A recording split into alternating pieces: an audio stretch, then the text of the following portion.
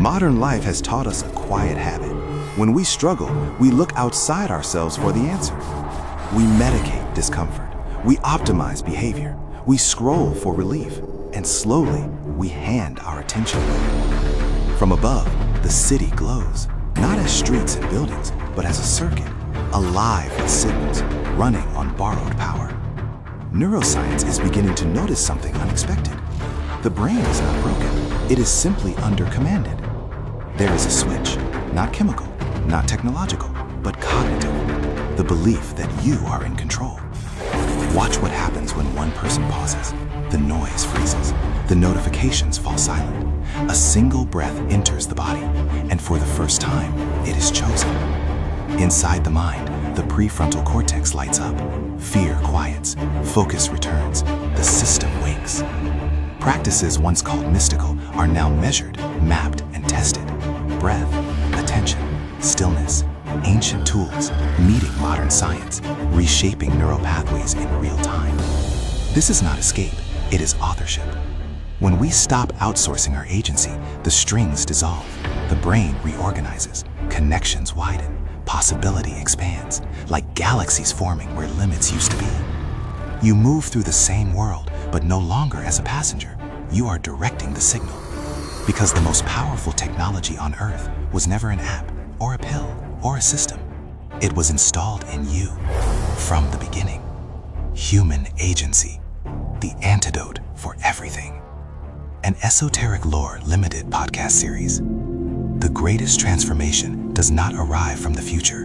It activates from within.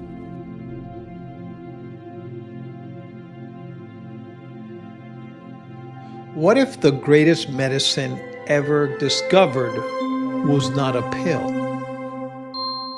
What if the most powerful therapist was not a person sitting in front of you?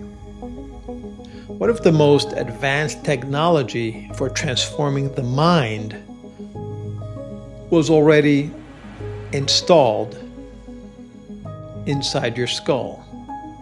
Modern society has quietly trained us to outsource our agency.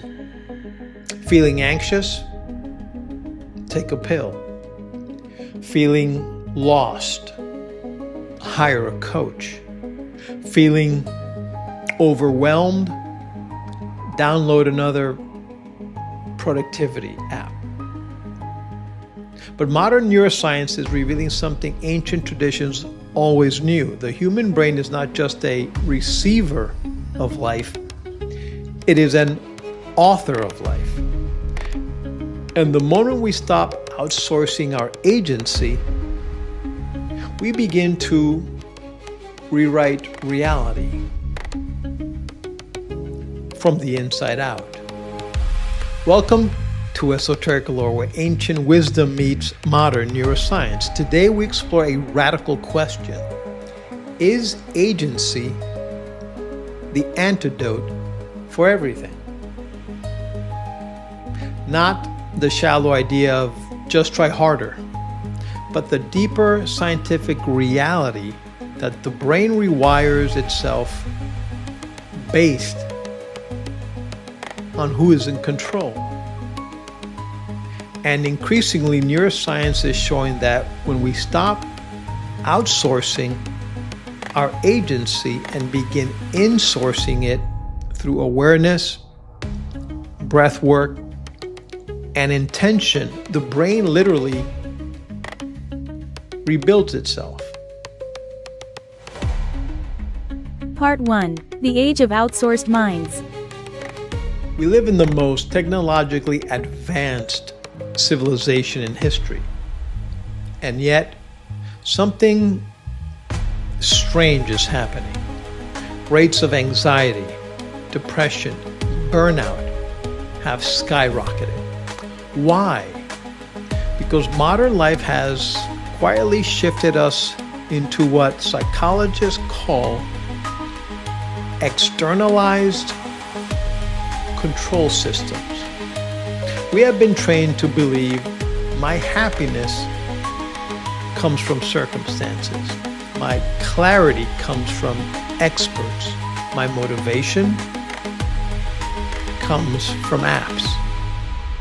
This creates what psychologists call an external locus of control.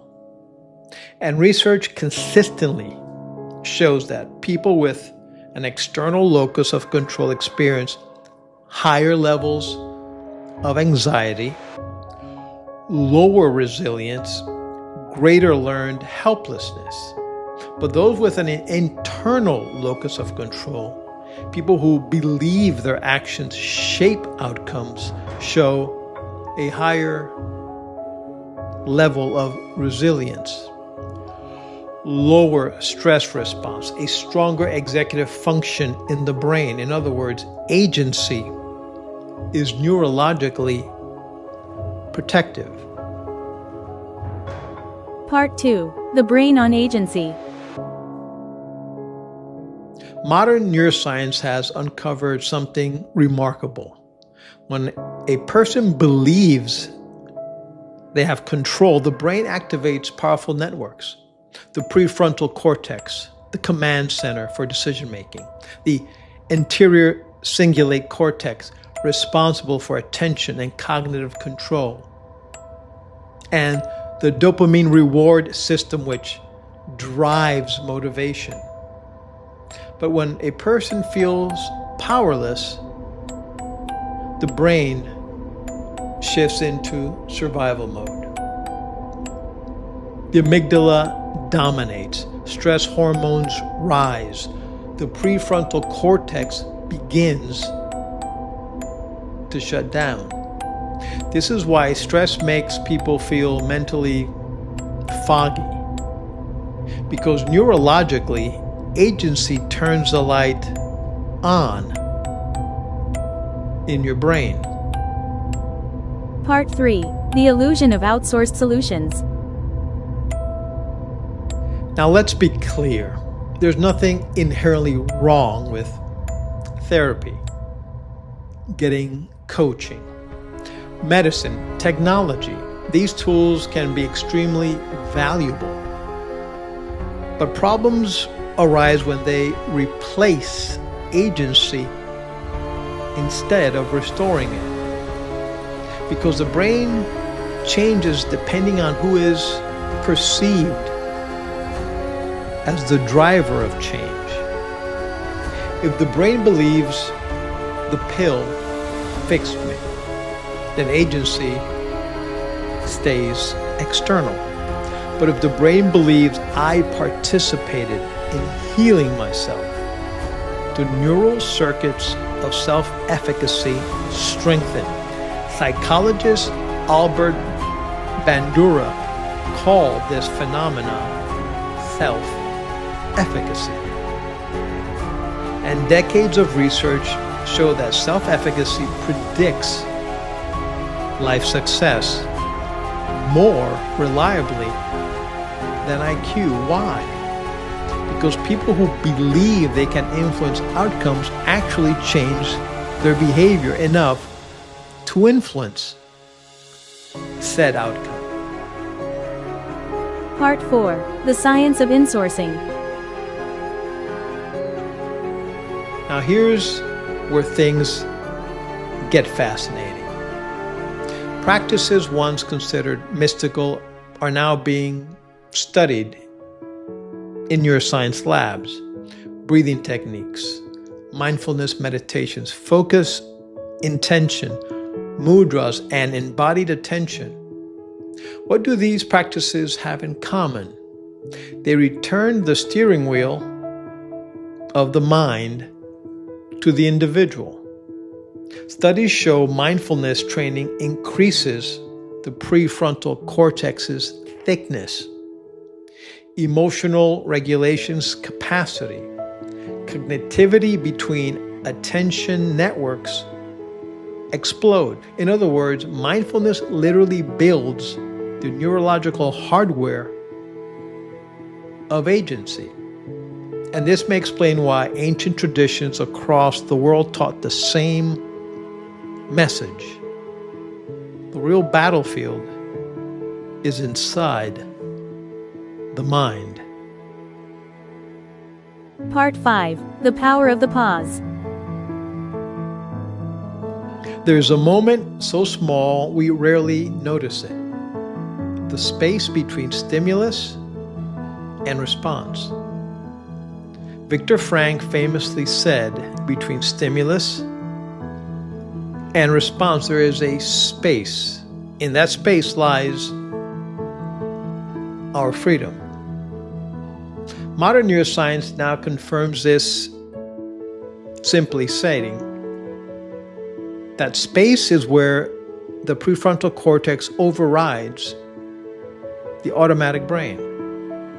It is where agency lives, and practices like mindfulness, breathwork, Kujien, meditation, all train the brain to expand that space.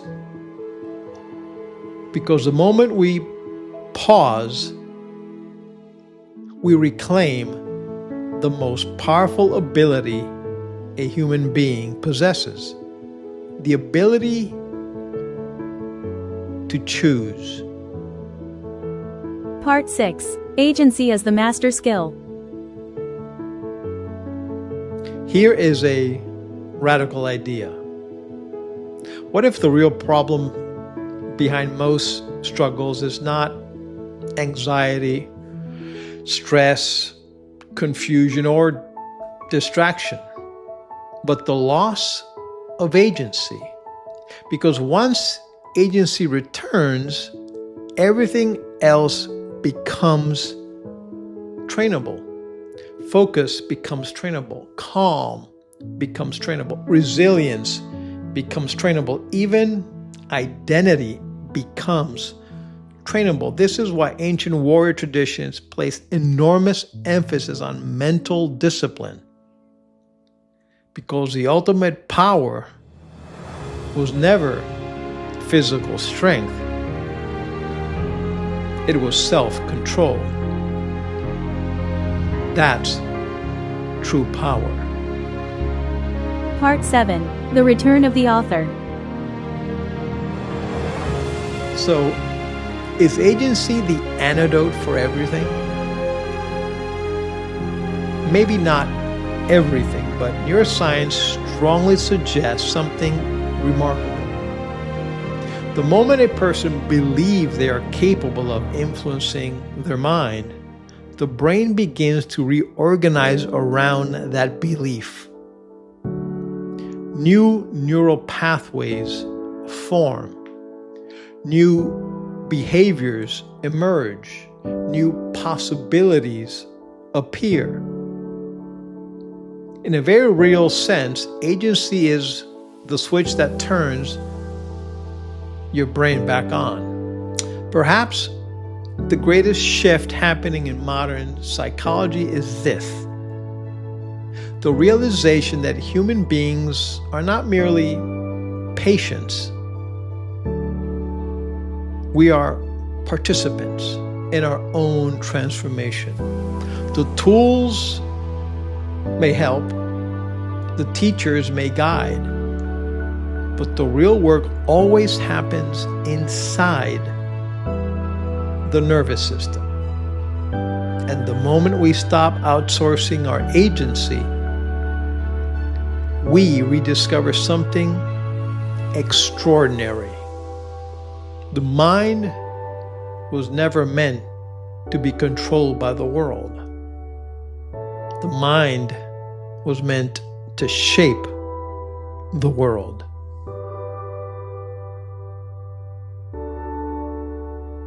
As always, I leave you with a poem, The Antidote. They told us the cure was somewhere else,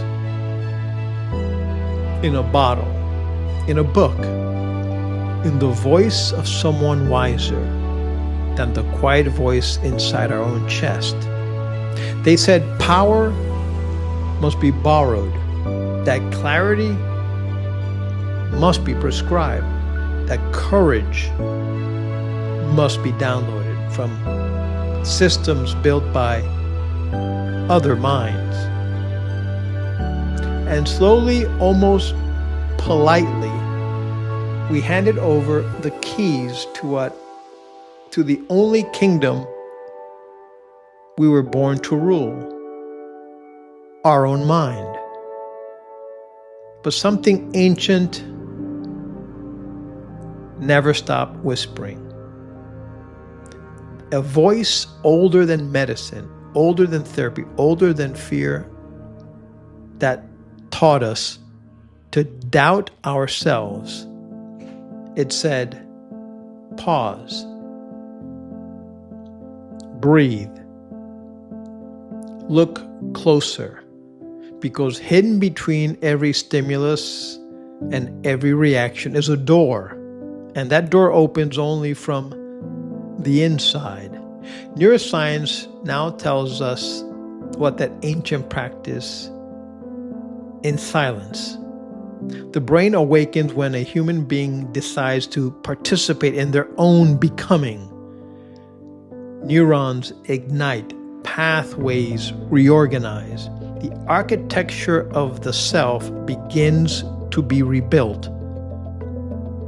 Not because life changed, but because you did. Agency is not force. It is not control. It is the quiet moment when awareness steps forward and says, I will choose. I will choose calm, choose attention, choose the breath that steadies the storm. And in that moment, the mind remembers something extraordinary. It was never designed to be managed by the world. It was designed to shape the world. So the antidote was never outside you, not in the pill, not in the program, not in the promise of someone else's wisdom. The antidote was the moment you realize you were never powerless. You were simply waiting to remember you are always the author.